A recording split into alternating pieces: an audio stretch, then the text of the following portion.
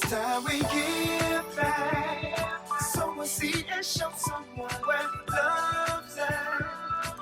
Even if you don't give a dime, give your heart and share your time. Help somebody else in life. Give back. Let's give back.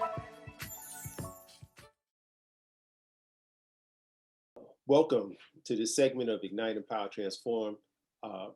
We're having a continued conversation with our Black Men's Roundtable. We've had some pretty insightful perspectives given by these brothers.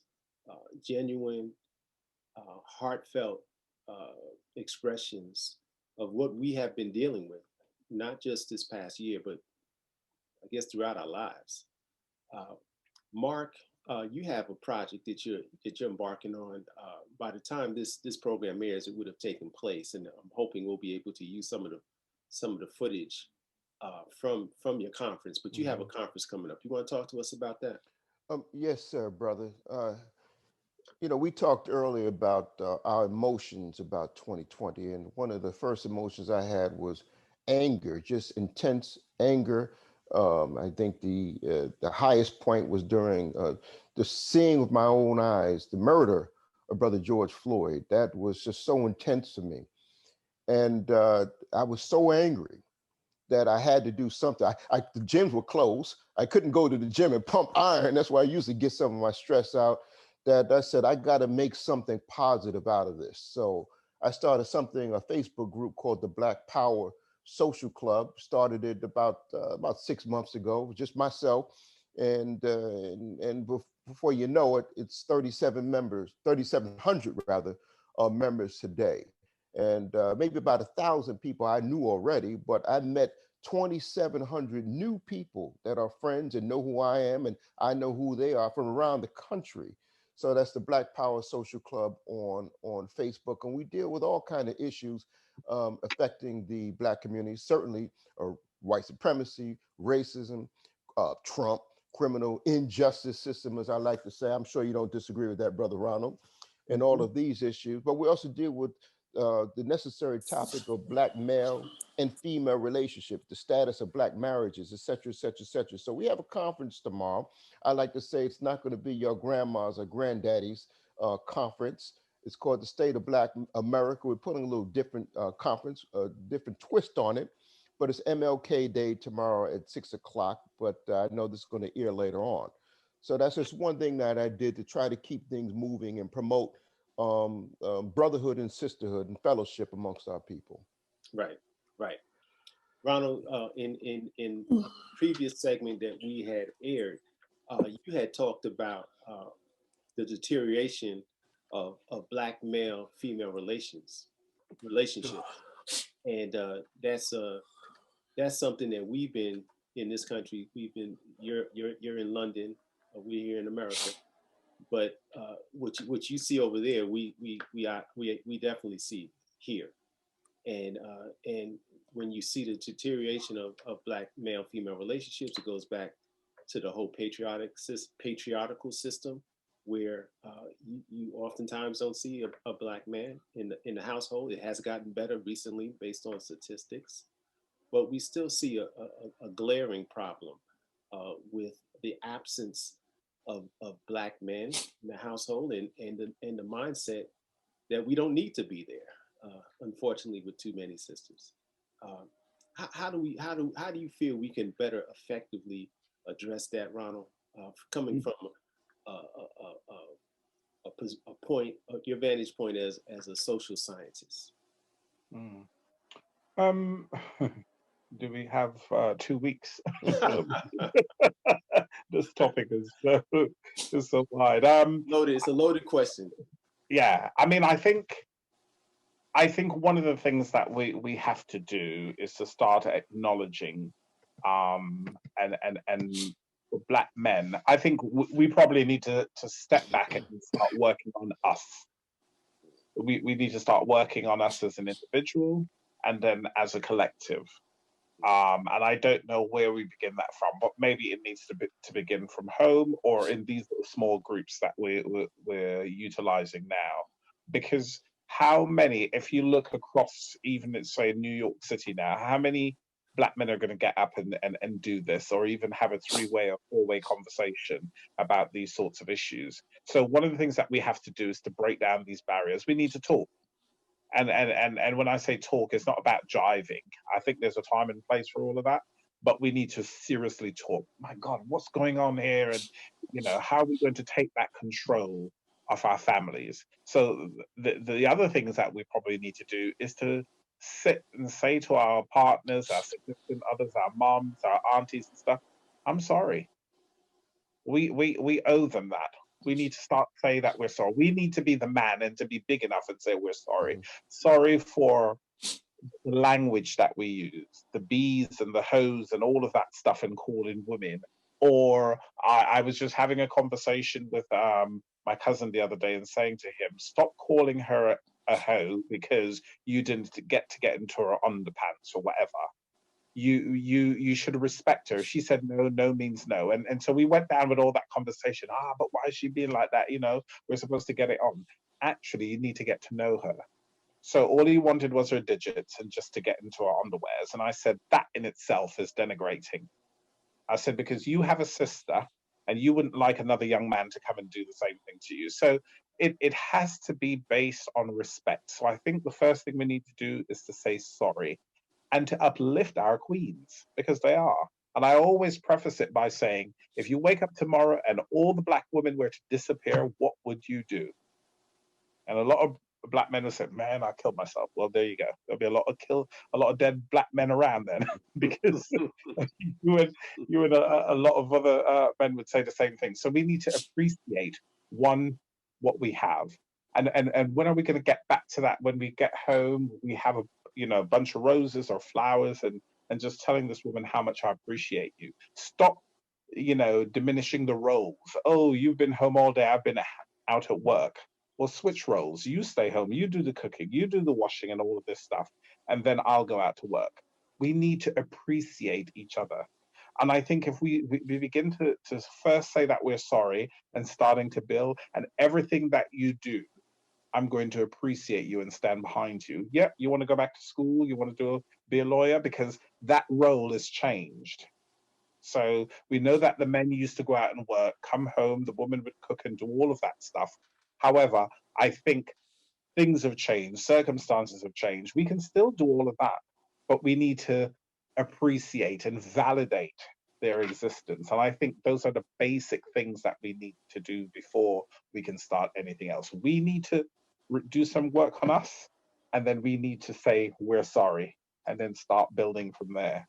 Because we are fathers, and we have all the roles that we can name, but we need to go back and preface that with respect. And I think the breakdown of the nuclear family, the close-knit family, has been erased to a large extent. I think it's still there, but not as much as it used to be. And I think we need to get that back, where we're sitting down, having those conversations with our close-knit families and taking it out from there. I see, brother, you definitely gave us some wisdom, and obviously you have put some thought into this. Derrick, you want to just chime in and offer some thoughts? Yeah, to be brief, because like Ronald, this is I could go on and on and on to extend from my vantage point, one particular point that he made. So we know, the Bible even says, to paraphrase, to have friends, you must first show yourself friendly. Yeah. You've got to have a sense of respect and accountability. First and foremost, that sense of personal responsibility is key. You have to be someone that a woman wants to date, an employer wants to hire, a neighbor wants to live next to, your buddy wants to travel with. So it starts at home for Black men. Now, obviously, the backdrop is all of the discrimination and the systemic and institutional and historic inequities and racism and bigotry and injustices and so forth that we have to deal with. Unfortunately, that's a given, that's a backdrop. But what makes this even more confounding for us is how do we become a person that somebody wants to rock with, so to say, within the context of all of that. Probably, Hosea, another segment is entirely on what we have to do for ourselves, to Ronald's point. You know, I don't have a girlfriend. Are you somebody who a woman would want to date? Are you my cousin who is sitting at home on his mother's couch watching Judge Judy every day, making no attempt to do anything with his life? And then wonder, how come you can't get a girl to call you back? Well, probably because your phone shut off because you can't pay the bill.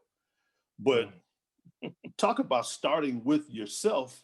You got to be somebody that somebody wants to mess with in any aspect of your life. And until you do that, you're going to have issues. And then you're going to be like that cousin of mine. And I've got a couple, in all honesty. We all do probably. Who shifts blame. He projects on everybody else. That is key. Start at home, start working on yourself to be someone that people want to have in their company, no matter what that space looks like. Amen. Well, brothers, again, I want to thank you. We're gonna close out this segment. We have definitely touched on some major topics. I do believe that the information that you brothers have departed to our audience has been valuable.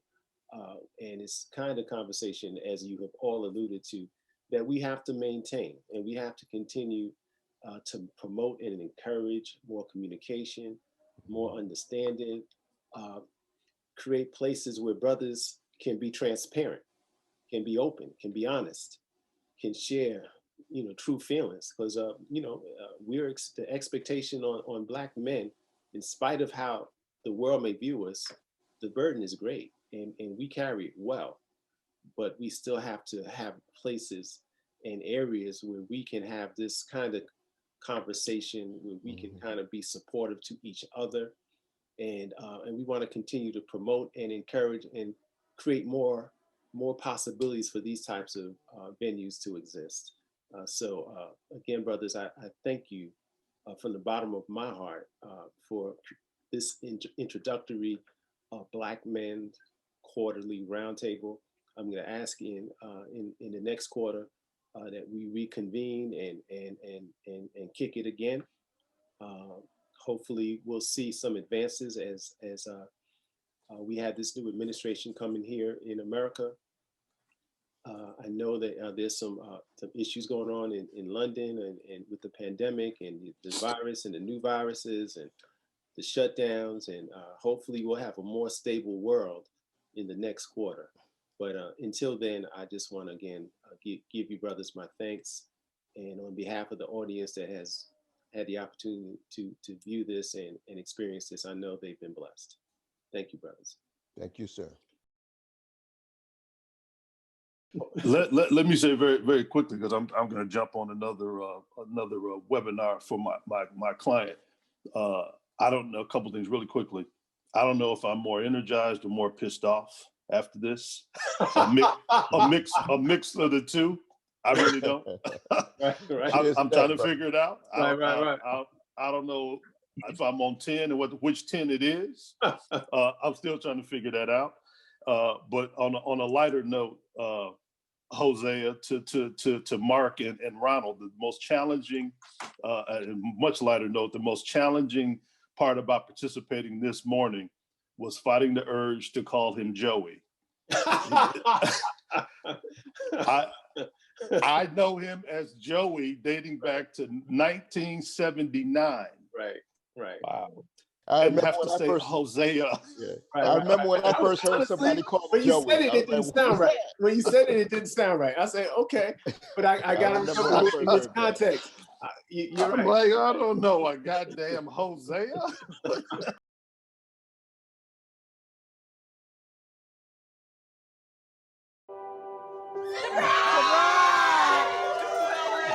I see the future is really bright for me. The high school diploma is just added to the confidence, and now I feel unstoppable. Find free adult education classes near you at finishyourdiploma.org. and welcome to this special episode of Ignite, Empower, Transform. We are launching our very first virtual series geared at young men, inspiring them, giving them tools for success. Our guest speaker today is my very dear friend out of Chicago, a great civic leader in his own right, Mr. Gregory Sain. Gregory will be bringing us important information for our young people. He is a dynamic speaker, a sought after speaker, and we are blessed to have him. All right. Good morning. Good morning. And let me just say this. I'm sure some of you all probably feel like you don't want your cameras on because you're not dressed up, etc. But if you got on a shirt and etc., I would love to see your faces. I would love to see your faces. So Mike and Elisha, show me your face. Turn your cameras on so we could see you. I understand because sometimes I feel like I need to turn my camera off, but turn your cameras on so we could see you. I think that interaction and that glow from you is very important. So if you can, yeah, thank you. Thank you, Mike. Thank you for turning your cameras on. Elisha, turn your cameras on so we could see you. You got that great Apple telephone. I know you got all kind of cameras and all kind of stuff. So turn your cameras on, Elijah. Turn your cameras on. You probably say, my hair ain't combed, my so-and-so. Don't worry about that right now, but turn your cameras on. But let me just start off by thanking my dear friend, as he called me a dear friend, Hosea. Oh, sorry about that. Hosea, we went to college together, and the work that he has been doing for quite a while is so important. And I have to tell you, our spirits, little brothers, connected way back in college. We ain't got to go into our age, but just know that we've been friends for a long time. And he actually have experience, relatives. He's been traveling here to Chicago. So it's not an accident nor a coincidence that we have connected. But I have a special message for you all this morning. But I always like to start off by really thanking God. You can call him by many names, but the Creator. And we should always, don't be ashamed to tap into our spiritual self and thank God for another day of life. And thank God for your family. Thank God for all of that you have. And don't be afraid to express your spirituality. Don't be afraid to express, and we're going to talk about that as we talk about what is male empowerment. But then don't ever forget your ancestors. Don't forget those that paid a price. Always try to remember and thank them, and realize that we would not be where we are and who we are without being on the shoulders of so many that sacrifice for us. And that's why sometimes people get a little angry when they say, man, you got potential. Man, you could do it, because they know where you came from. They know where we came from. I know all of those. Hosea knows all of those that made a difference in our life. And every mentor, every big brother, dads, uncles, people from the village, and fortunately, many women, if it were not for the woman, the man, we would not be where we are. So we owe gratitude to all of them. And I just like to let you all know that when this campaign of giving back, each one teach one. So this is not something that, what comes out of my heart and out of my mouth, yeah, uniquely, but I am actually trying to model individuals who did the same thing for me. The same thing. I've taken young men on the trip, but somebody took me on a trip to a camping.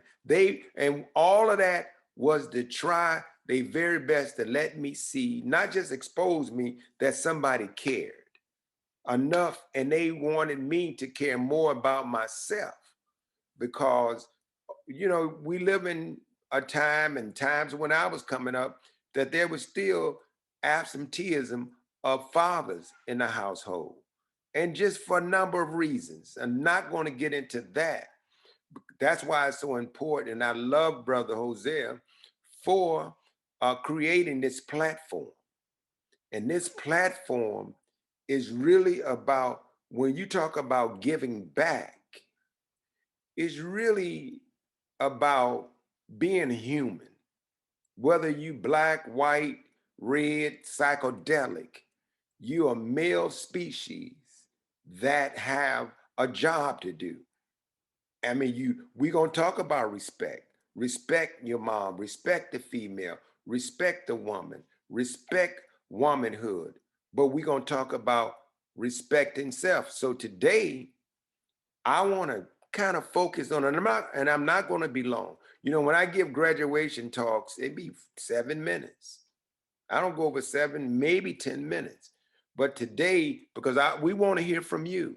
There's some questions, there's some concerns, and you could put some of them in the chat box, but I don't want to deal with the chat now. I want to hear you verbally express yourself.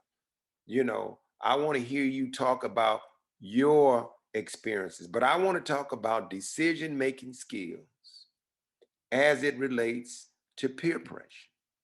And I think all of you all know decision-making skills, meaning making certain decisions, like you decide, I want to take care of myself. You decide, I want to be healthy. You make a decision, I want to be healthy. But now you talk, I want to be healthy. Well, Michael, for instance, Michael is a ball player. And all of you everybody else on the line, I want you to express, and you could put it in the chat, or I want to hear it, because I think I want it to be interactive, but I want to use Mike, since Mike already said that, you know, Mike plays ball and et cetera. Now he might have some goals, and not might have some goals, but some ambition to make it to the pros, play college, et cetera. That might be just a track that he's on. He make that decision. Academically, he got to take care of business at school. He got to have a certain grade point average. And, you know, if you live in my household, you got to have a grade point average and other responsibilities if you want to stay on the team. But you made a decision that that's what you want to do. So what do? You practice, you learn the game, you study, you do all of that so that you could be successful. Like, for instance, when you look at, say, video or film of the other team and just seeing what they look like and et cetera, you know, you preparing to defeat them. But you made a decision, Mike, I want to be a professional basketball player. And so I say this to Michael.